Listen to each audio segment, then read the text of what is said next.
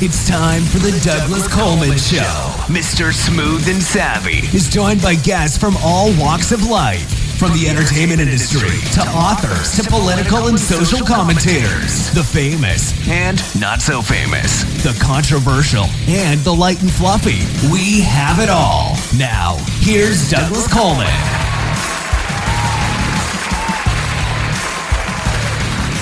Howdy-o.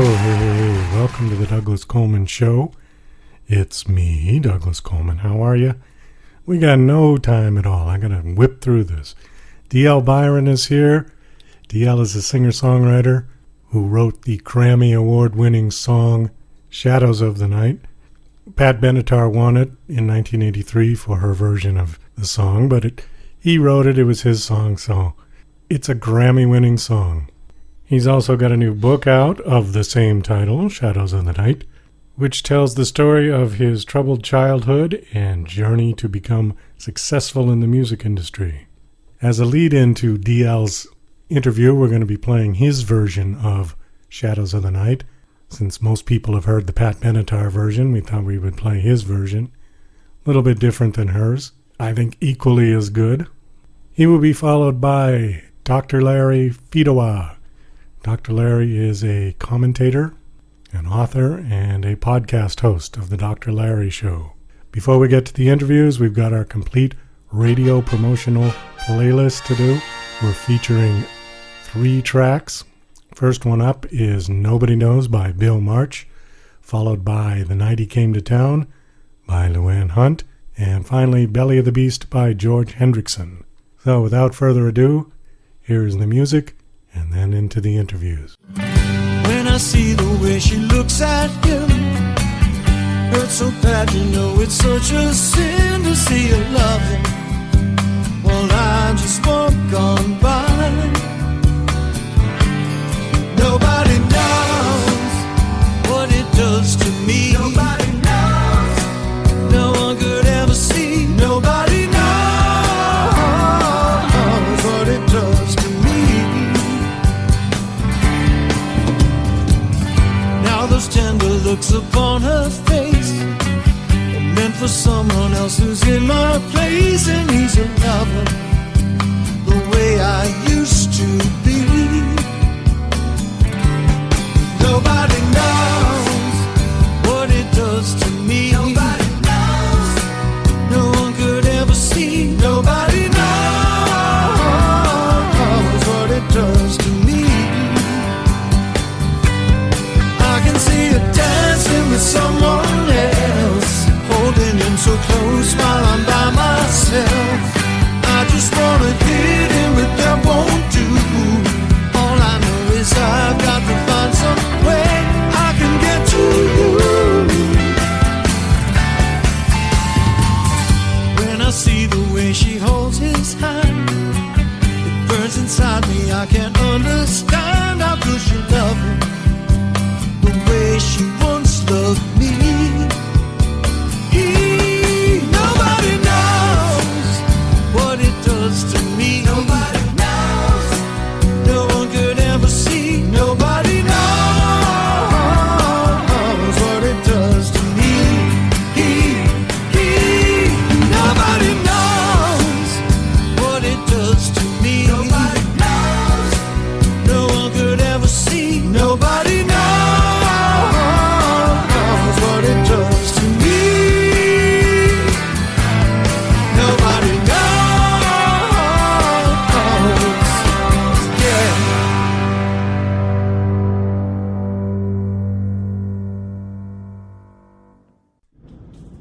The clock struck 12 in the pale moonlight. The great owl called, the souls took flight. The lost walked on into the night to search for light of day.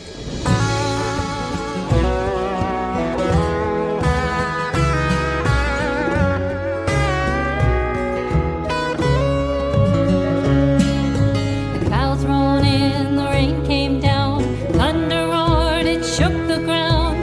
Dead men rose from all around, the night he came to town. His hair was dark, his eyes were too, he said, now I've been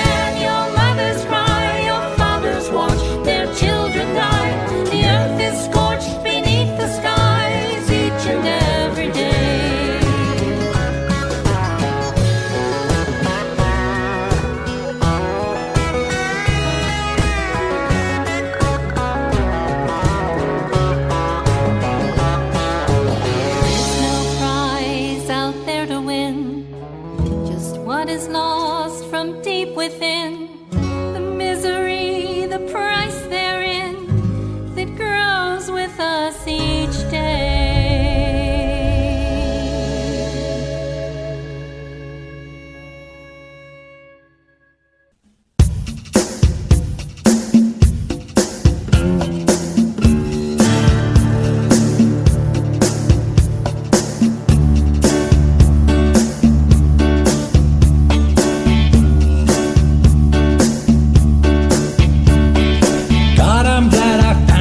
Must have been a grounder. You're looking like an ostrich. How much did it cost you?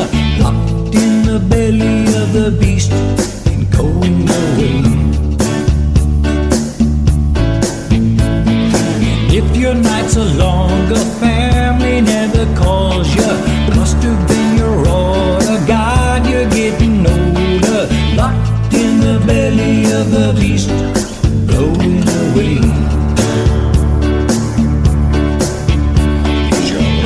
In the belly of the beast, the time is too late. The longer that you hold out, further you will drift down. When you turn that corner, man, the world's your oyster. Locked in the belly of the beast, blowing away. Locked in the belly of the beast.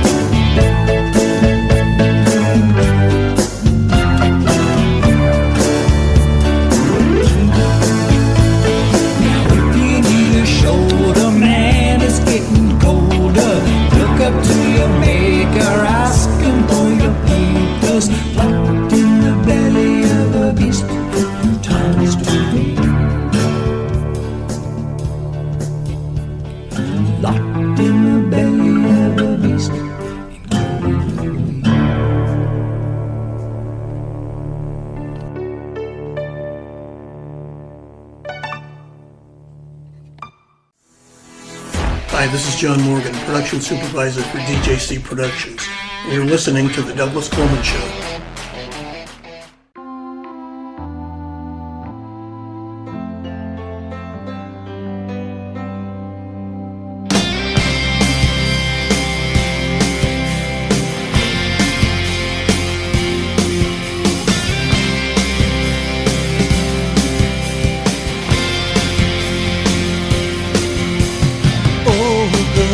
It's a cold world for the restless and the young.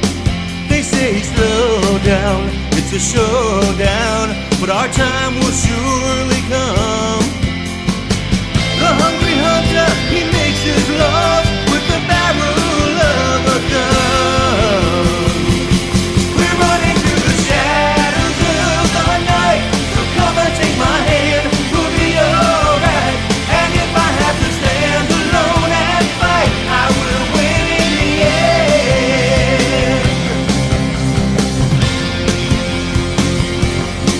And I'm so tired of hearing lies, how our parents misspent their youth. Now they get old, they stay at home with their Valiums and vermouth. You know we gotta make a life somewhere, we gotta get out of this trap. We're running through the shadows of the night, so come and take my hand, we'll be alright. And if I have to stand alone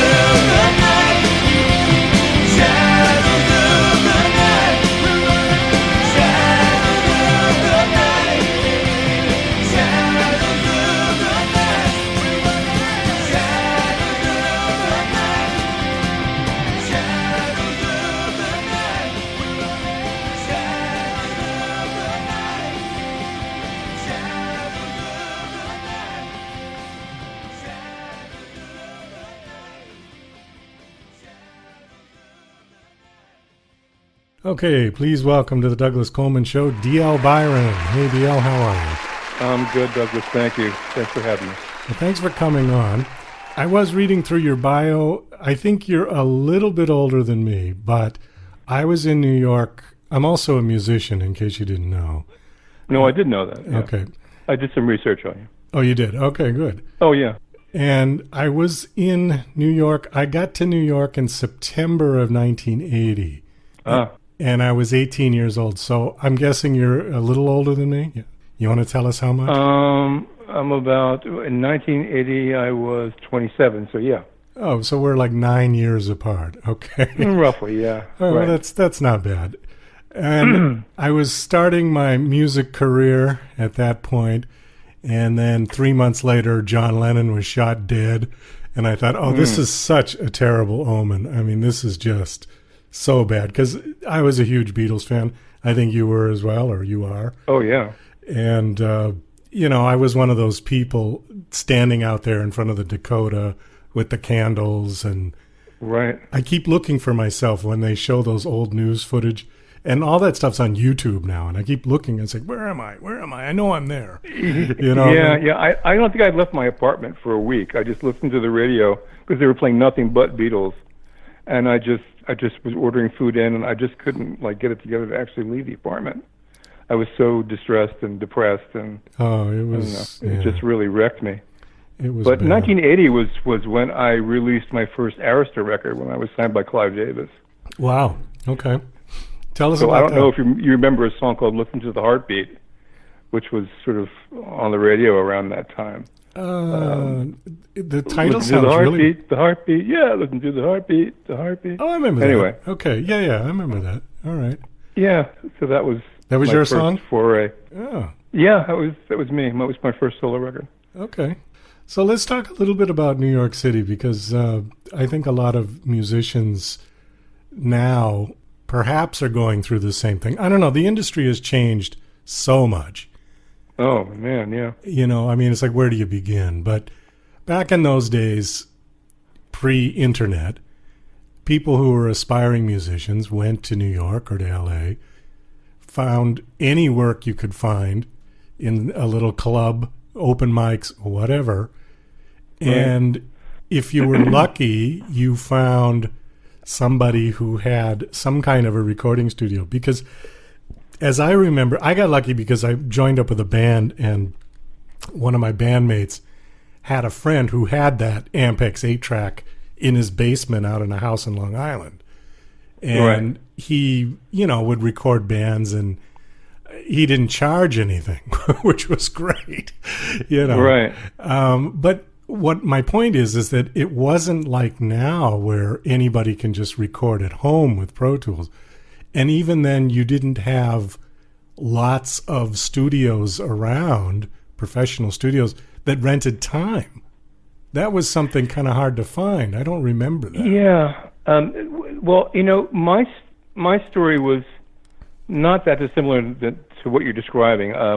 I came to New York in '71, and I was leaving a really bad childhood situation when I was adopted, and which sort of feeds into the book story. I don't know if you want to go there, but I was adopted. My mother was cross-addicted to pharmaceutical medications, and it was really kind of a nightmare.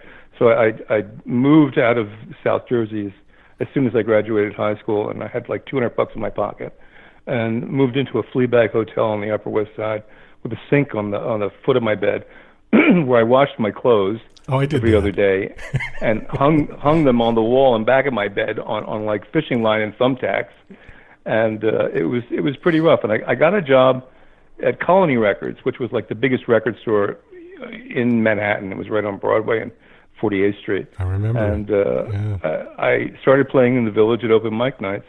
And the first place I played was really the Gaslight, and which was sort of a hot spot. And I did my little 15-minute set, and people kind of went like a little nuts. So I figured, well, maybe I do have something to offer here. So I met a girl that night who had a brother, she said, who was a professional songwriter, which is something I was aspiring to do. She said, I want you to meet him. I think he would love your stuff. It turns out his office was right around the corner from Colony Records, where I was working. So I started going to see him on my lunch hour and play him songs, he and his partner.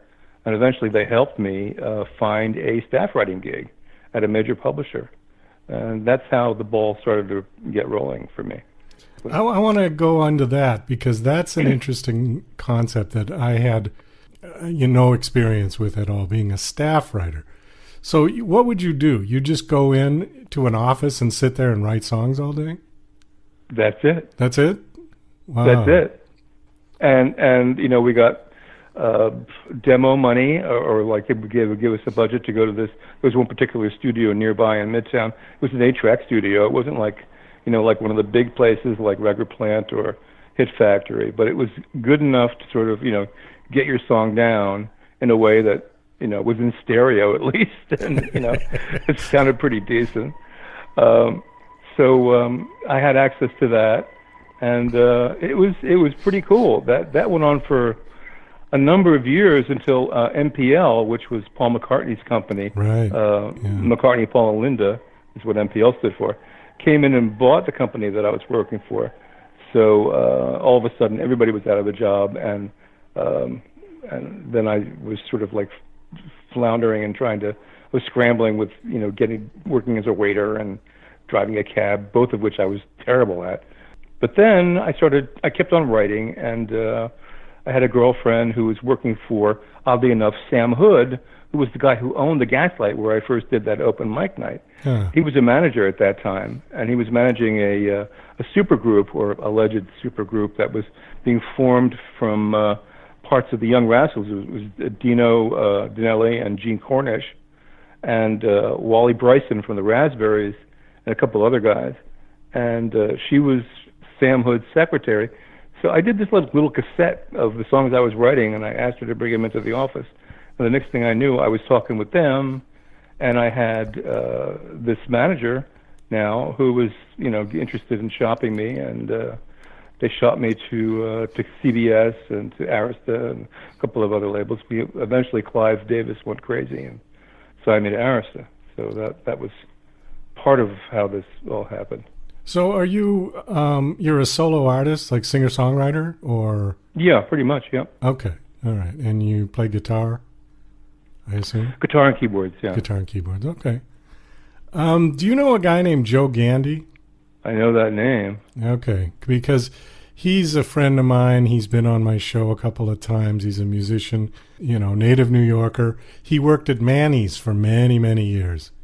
Wow, okay. And he's got a pretty huge following online, and he just looks like the classic rocker. He's got hair down to his middle of his back, and he's okay. He's larger than life. Great guy, real sweet guy, and great singer. He does kind of, I don't know, how do I describe his music?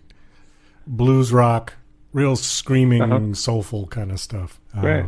Yeah. Yeah. Unfortunately, Manny's is long gone, but yeah, it is. When did that close, anyways? I want to say like 6 years ago. Yeah, okay. Maybe longer. I'm not quite sure, but I just saw something somewhere where that building's being demolished. That whole 48th Street is gone, pretty much. All those stores are gone, and I think they're putting up a high rise, or I don't know what they're doing. There's going to be condos, probably. Yeah. New York is turning into condos. I think a lot of the character of New York has been turned into condos, for lack of a better way to put it. Yeah, that's true. I mean, all the really cool hangouts were like St. Mark's Place is not the same. There's a Citibank on the corner where there used to be like a really cool club, and all the old really cool stores have either folded completely or moved like further into the Lower East Side or to Brooklyn. And it's just weird, but I mean, even the Bowery, where CBGB's was, right. back in the day, it's all regentrified now and kind of sickening sweet and sort of sterile. I think the term is gone corporate. Yeah, that's it. That's there you term. go. Yeah. So the other thing you were talking about, that Fleabag Hotel, I stayed in one as well on East 22nd Street and Madison Avenue. Yeah. And it was $45 a week. It was the same price. Yeah. That's what I paid. Yeah. Yeah. Yeah. Right. And the sink in the room at the end of the bed. I mean, I used to pee in the sink because it just, Yeah. that's what you did. I you was know? I was afraid to go to the bathroom at the end of the hall because I didn't. It was like filled with roaches, and I didn't want to run into anybody. You know. Oh, So I'd only have to go. I'd only went there when I absolutely had to like shower or do something a little more serious than pee. right. That was it. I just did not want to be bothered with that communal bathroom with the stalls and It was. the showers in a row, and I just it was just too weird for me. But Yeah, it was nasty. Anyway. And I remember the first thing I bought was shower slippers when I got there because I didn't want to be barefoot in there.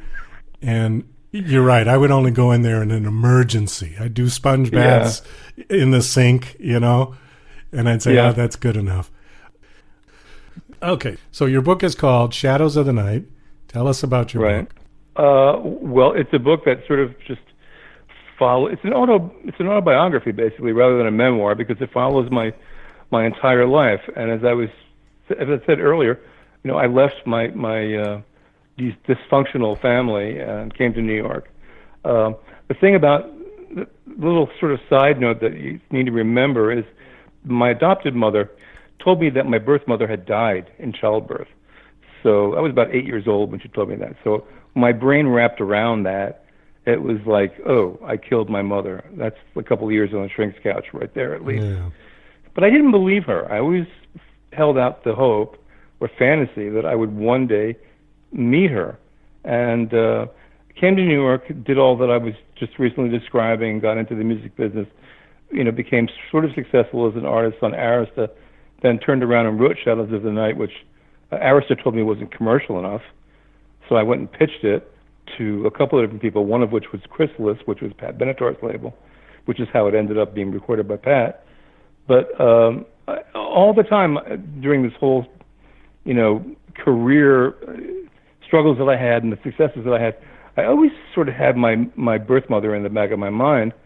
And later on in life, after things started to sort of settle down and gel, I got married and things started to sort of just be normal again, instead of, the world of rock and roll had sort of settled down a little bit.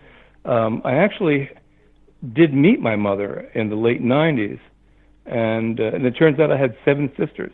Wow. Which was, that was like hitting the lottery pretty much. And I, like I said, I always told myself one day I would meet her, and I just believed that she wasn't dead. And it turns out that she wasn't. So she passed away in 2015, but I had a lot of good years with her, and I still communicate with my sisters all the time. So it's an interesting story.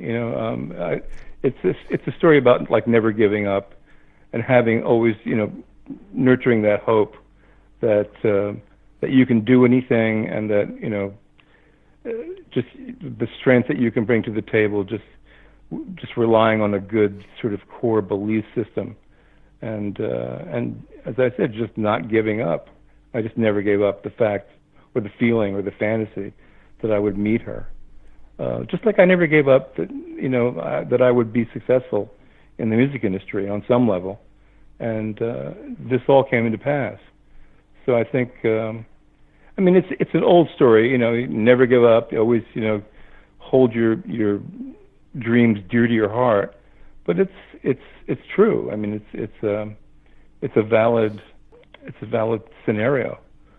Anyway, I just feel really very grateful and blessed that I was able to have that experience, and the book sort of shares, that journey, I guess. So when did the song come out? The song came out, the Benatar's version came out in 82, I think, or 83. It won a Grammy in 83, so it must have been late 82 it came out, I think. And it was also recorded by Rachel Sweet, by Helen Schneider, who was an American artist who did really well in Germany. She had a huge following there. It went like 5 times platinum there. Wow. Randy Van Warmer recorded it. God rest his soul. He passed away years ago. So it's been recorded by a number of people, although Benatar's version was the big one. Did you meet her? I only met her a few years ago. I just signed a publishing deal with the company, and I mentioned to the guy who was the head of the company in passing. He asked me, what I thought of her. I said, well, I've never met her. I mean, everybody thinks I've met her and that we hung out together, but we never did. So he calls me up one day and he said, what are you doing Friday night? And I said, nothing. So he said, keep it open. I said, okay. Not telling me what anything is about, So he calls me on Thursday and goes, are you still open for tomorrow? I said, yeah. I want you to come up on the train, bring your wife if you want. Come up to the Capitol Theater in Port Chester, New York, and just meet me there. Okay. So I got there, and Pat's headlining. And the next thing I know, I'm backstage with Pat and meeting Neil Giraldo, and it was pretty cool.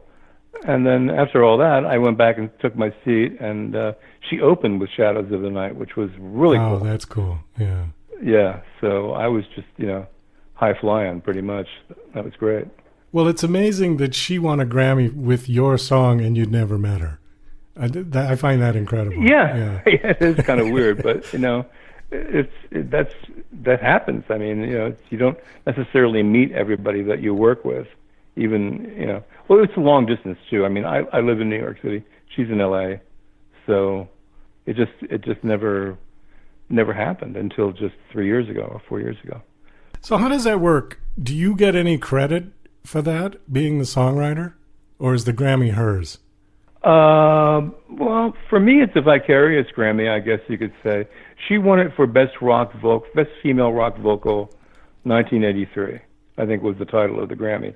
The funny thing was, I was at the time, I had a feeling that it was going to be nominated. I called my attorney and a couple of other people in the business, and I said, "Is it up for something, or did you hear anything?" And no, I haven't heard a thing. So I got kind of pissed. And I'm thinking, well, I'm not going to watch the Grammys because I'm not nominated. So I'm going to take my girlfriend and go out for dinner and just blow the whole thing off. And my girlfriend at the time said, "Oh no, you can't do that. You have to watch the Grammys. This is your industry. You have to." I said, "Oh, okay." So we ordered in some Chinese food, and I'm sitting there watching the show. And her category came up, and next thing I knew, she won. And the camera pans to an empty seat, and the MC said, "Miss Benatar won't be able to accept in person. She's out on the road." And then I'm standing in front of my TV screaming at the TV going, "I could have flown out to L.A., accepted the award on her behalf." Oh, you could have. And let her chase me down for the frickin' trophy. But I didn't know that it was going to be nominated. So there you go. Anyway. Yes, you definitely could have accepted the award on her behalf. Yeah, I could have. Yeah, but oh well. It's okay. That's a funny story. That is great. Yeah. So when did the book come out? The book came out just like 2 months ago. Oh, okay. All right. Yeah. How's it doing? It's doing okay. I've hired some publicity people, as well as because they're the ones that put me in touch with you. But yeah, I'm getting some good interviews on shows like yours and podcasts and some print stuff. And yeah, so it's raising the awareness of the book, and I think it's great. Have you done your book signing tours yet? I have not. No, I have not. So that might be ahead. We'll see. You have to go sit at Barnes and Noble and Borders, and yeah. Yeah, right. Yeah. From 2 to 4 in the afternoon on Tuesday. Yeah. Yeah. Well, those can be fun though, because you get to meet all kinds of interesting people who come up and want to just say hi. Yeah, I think that's great. I'll definitely look into it. I just haven't gotten to that point yet, I guess. But I should actually get about, now that you mention it, get about to organizing that kind of thing for myself. But yeah, I'm sure it'll be fun to do that. Especially maybe going back to my hometown and doing it. That'd be pretty hysterical. Oh yeah, you might run into people that you knew when you were in high school or something like that. Yeah, right. Yeah. True. All right. Well, we got to kind of wrap this up. The book is called Shadows of the Night. The author is D.L. Byron. Please check it out. It's available on Amazon, I assume. And It's available on my publishing company, Zen Archer, but it's for sale on Amazon and BarnesandNoble.com. okay. So yeah, you Terrific. can get it there. All right. Well, thank you so much for coming on the show. It was great talking to you, and best of luck with the book. I hope it does well. Okay, so thank you so much, Douglas. I really appreciate the opportunity to be on the show. You're listening to Mr. Smooth and Savvy right here on The Douglas Coleman Show. We'll be right back after these commercial messages. Hi there, this is Stuart Epps, record producer. This is my story about Elton John, working with him in those early years, going back to 1967 at Dick James, all the amazing tours, those first recordings, going through to Rocket Records. And it's an amazing story about his incredible rise to stardom and my part in that. So look forward to taking you on that journey. So here we go. Yeah, and to order this great audio CD, please just email me at stuartepps@talk21.com. That's Stuart, Stuart, Epps, EPPS, at talk, TALK, 21 in figures.com. Stuart Epps at talk21.com. Email me and I'll give you all the details for buying this brilliant audio disc. Thank you. Bye. Are you an independent musician? How would you like to have your songs played on hundreds of radio stations just like the one you're listening to right now? Join MusicSubmit.com and we'll promote your music to radio stations and blogs in your genre. It's free to set up your account, and we guarantee your music will be considered for airplay by radio stations worldwide. Why not sign up today? It's free. MusicSubmit.com. Radio promotion for indie musicians. Okay, please welcome to the Douglas Coleman Show, Dr. Larry Fedewa. Hello, Dr. Larry. How are you? I'm just fine. Well, thank you for coming on the show. I appreciate it. You are what do you go by for a job, if you will? Commentator and political pundit? Well, I'm political commentator, writer, poet, radio show, talk show host, TV and media person. I don't know. Okay. I'm a jack of all trades, I guess. Well, we'll go with all of those. On your bio, it says that you were an early interpreter of the Donald Trump phenomenon. Tell us a little bit about that. What was I kind of know what the phenomenon was, but what is your interpretation of it? Well, when he first appeared on the scene, on the political scene, it was clear that his major preoccupation for his entire life had been business.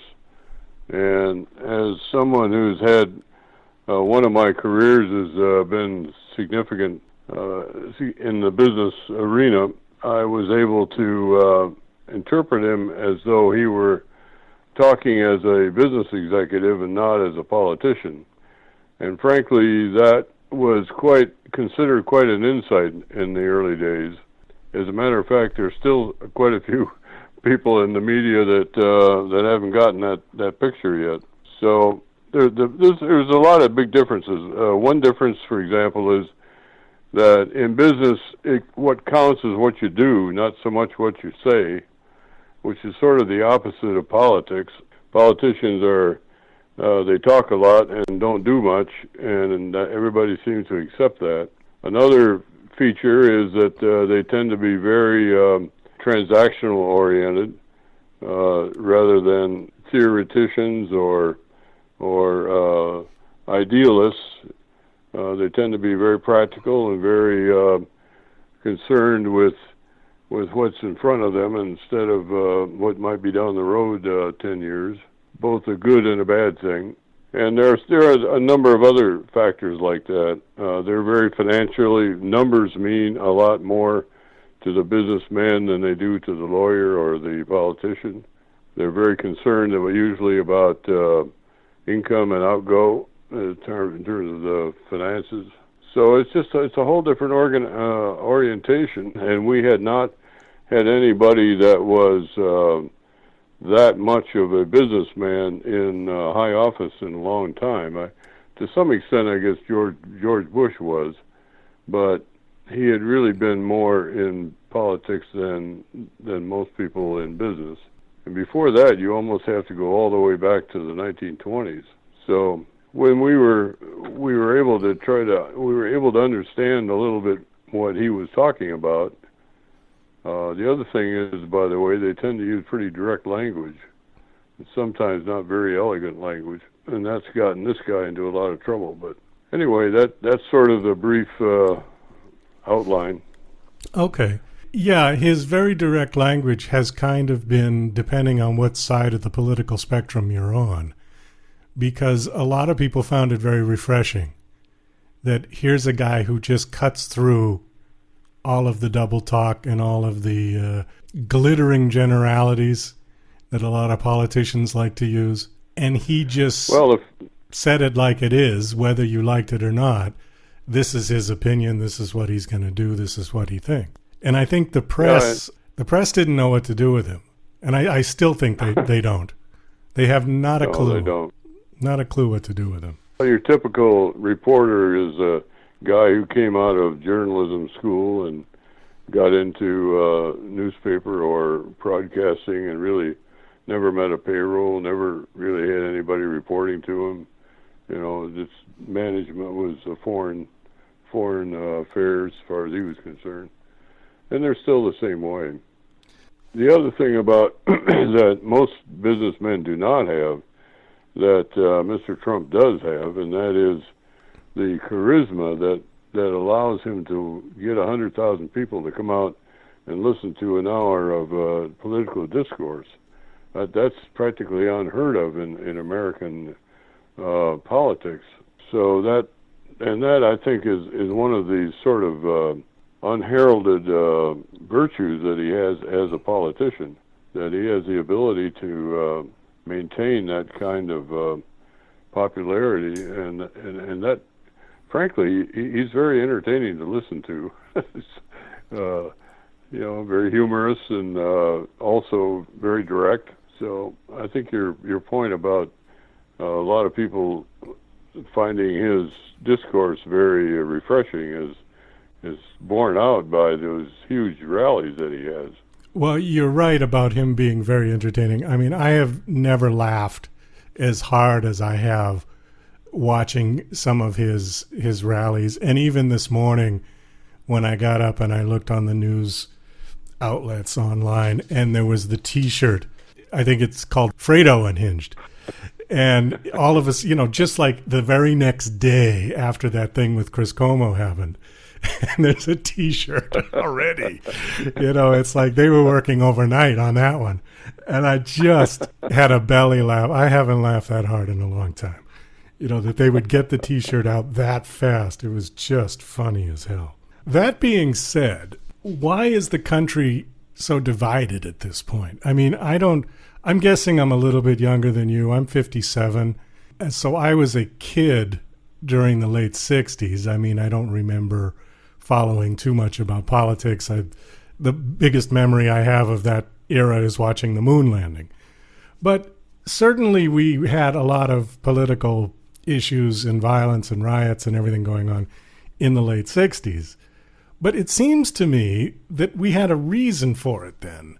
You know, the Vietnam War was certainly unpopular and probably the main focus for political disagreement, if you will. But I can't see what's the problem now? Why are we so divided now? Well, there's a lot of theories about that. My theory is that the reason that we have the almost incomprehensible hatred of this president and all he stands for has to do with the fact that there was a whole generation of people that came into politics and elected the first black president twice, and that they felt that they had finally won the cultural war, in which their political correctness and their view of America's future and place in the world, all of that had actually, they've been working on it since the 60s, and it finally came to be. They felt that they'd won, and that the world really had finally come around to, not the world, the United States, had really finally come around to their way of thinking. And they firmly believed, and still do, in a lot of the factors that we are now hearing as part of the far left. But when Hillary Clinton came forward, she represented a continuation of that elite decision as to who should be the president, and was roundly taken. Everybody took for granted that she was going to win. Everybody on the left, and when she didn't win, they just couldn't believe it. They just could not believe it, and they still can't. And they still believe that there's something that is hiding in the polls that are rejecting all of the much more traditional patriotism, and now, of course, there's a lot of new things that President Trump is bringing to the fore, particularly in foreign policy, which is alienates another group of people, and that is the internationalists who really ruled Washington for a generation after Ronald Reagan. And these people really believe it. I mean, we tend to think they must be they're intelligent people in that group, and they must really know that what they're talking about is impractical and impossible. We can't spend another $10 trillion for universal health care. It's just not going to happen. And yet these people they believe that stuff. I guess it's sort of like a religion.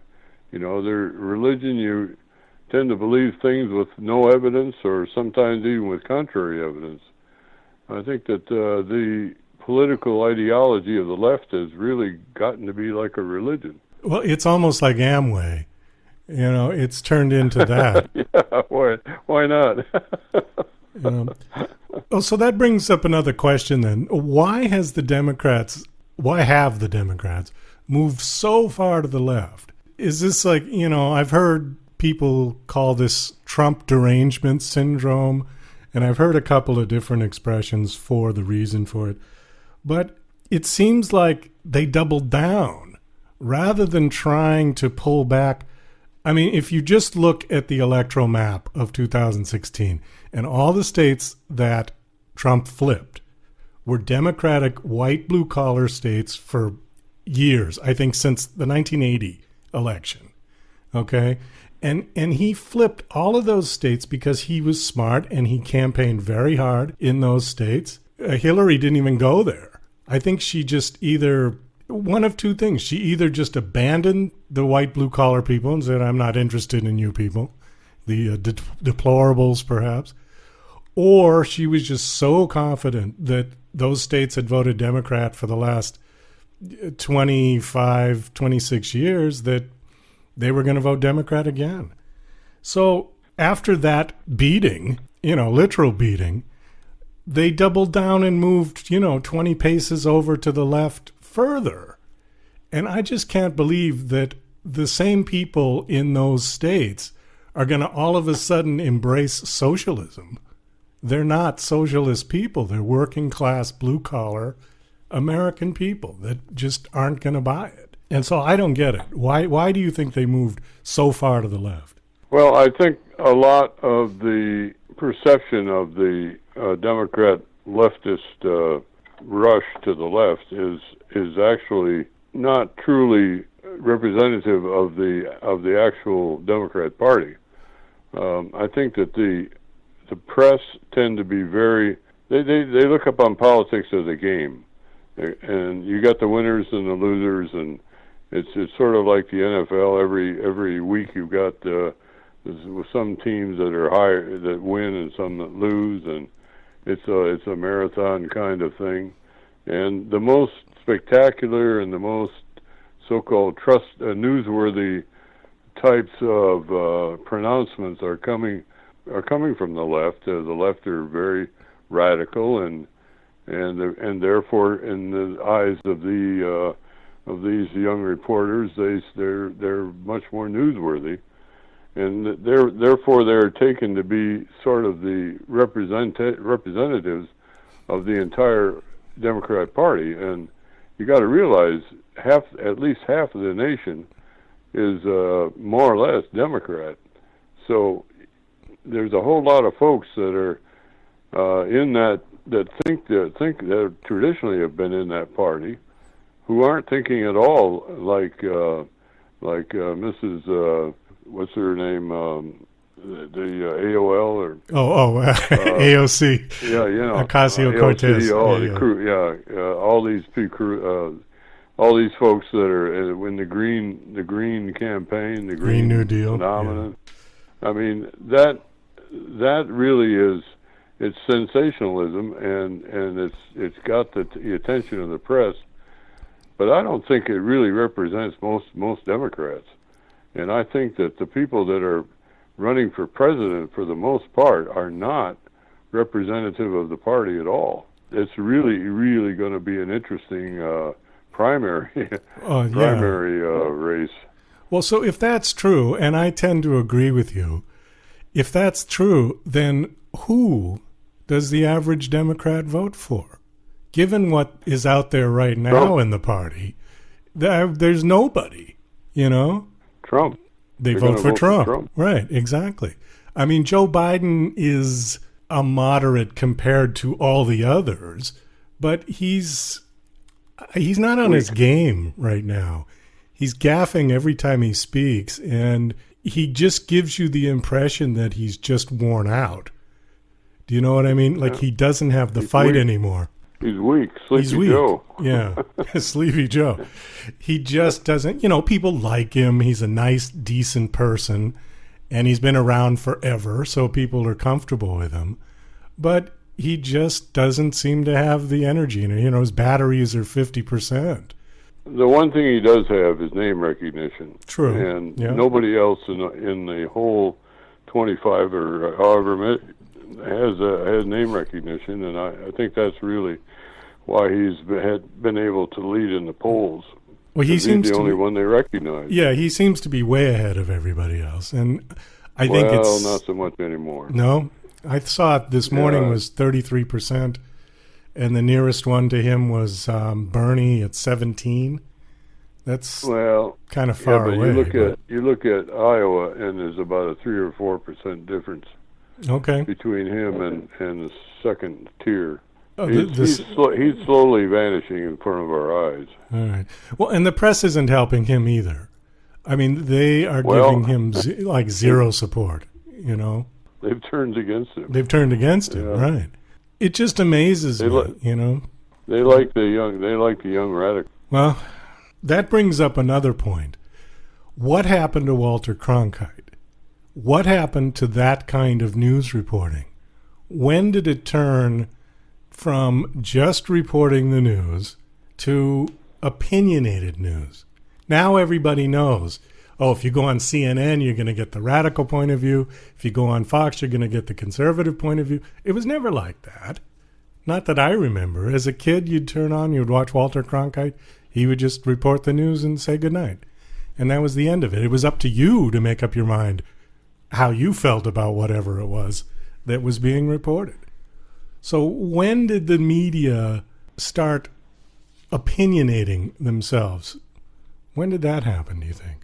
Well, I think really it was more or less always there. I think Walter Cronkite and Dan Rather, and all that whole crowd, even Huntley maybe less, but Huntley and Brinkley, they were all pretty far left, and there was a broad consensus, frankly, in particularly in foreign affairs. There was a broad consensus among both parties from approximately 1948 until about 1980, and that during that time, that was also the time when we were having the smaller wars, particularly Vietnam. There was almost always a leftist bias in the major media, but we didn't really not recognize it as such.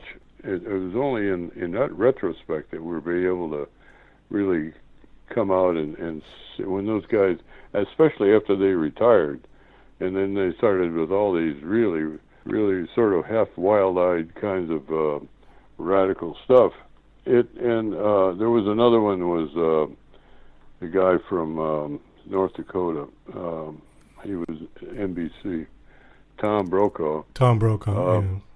They all were actually pretty leftist, but they didn't, it wasn't considered in those days. It wasn't considered it was not as sharp a distinction as it came. Really, Reagan is the first Republican between Eisenhower and Reagan. I guess you'd say maybe Ford. All those Republicans were pretty much, they were all on many issues. The Democrats and the Republicans were united. There were some things that were very, very different, and of course George Wallace came into that picture, and then Nixon. But in general, there were people that used to vote more or less for the person and not so much for the party. And the Democrats ruled for the most part during that period in everything but the presidency. We just didn't really pick it up until it started with Reagan. When Reagan came out of nowhere, what they called the Eastern elitist press just went crazy, and they started calling him all kinds of names, and it was no longer in good grace or humor. It was really pretty brutal, and it really alienated a lot of Reagan supporters who became actually the majority of the country.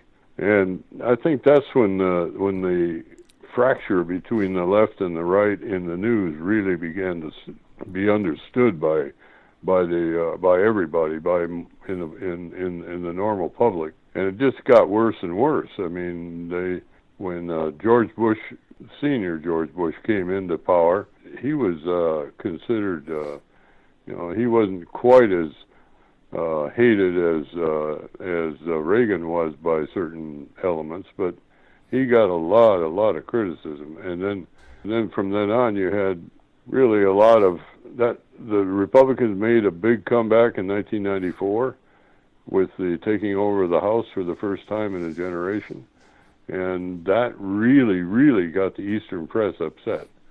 And so I think that it evolved. The real starting point in public perception was during the Reagan administration, and it just kept getting worse and worse until now. It's almost vitriolic. Yeah. You can't say that you're for Trump or for Bernie Sanders without somebody violently objecting. Have somebody hitting you over the head with a stick or shooting you. Yeah, or telling you got to get out of the restaurant because we don't service people like you. Yeah, unbelievable. I want to ask you one more question. Why is patriotism considered a bad word on the left? Well, because most of the things they want to do are unconstitutional. So, okay.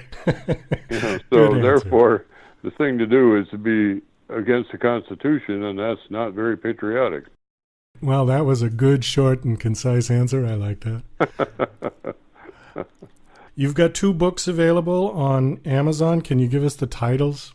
Yes, I can. One of them is a pretty technical book. It's called The Ethics of Ecumenism and the Thought of H. Richard Niebuhr, who was I consider one of the great thinkers of the 20th century in the field of religious ethics. And then the other is not technical at all. It's a memoir called The Early Years, and it's a life of how a young Catholic looked for his place in the world, his place in the sun. And I was a young Catholic, and I started out as on the way to being a Catholic priest, and finally got out of that, and then I ended up with a beautiful girl, and I married her. So there's a lot of poetry in that, and a lot of stories. But neither of those have anything to do with what I'm doing now. Okay. Well, and you're also the radio talk show host of the Dr. Larry Show on Blog Talk Radio. So people can That's correct. come and check you out there. And your website is drlarryonline.com. Correct. Well, Dr. Larry, thank you so much for coming on. Best of luck with everything. You're very welcome anytime. Well, that's about all the time we've got for the show today. I want to thank my special guests, D.L. Byron and Dr. Larry Fedewa. Also, thank you to Bill March, Luann Hunt, and George Hendrickson for their music. This is Douglas Coleman saying I'll see you when I see you.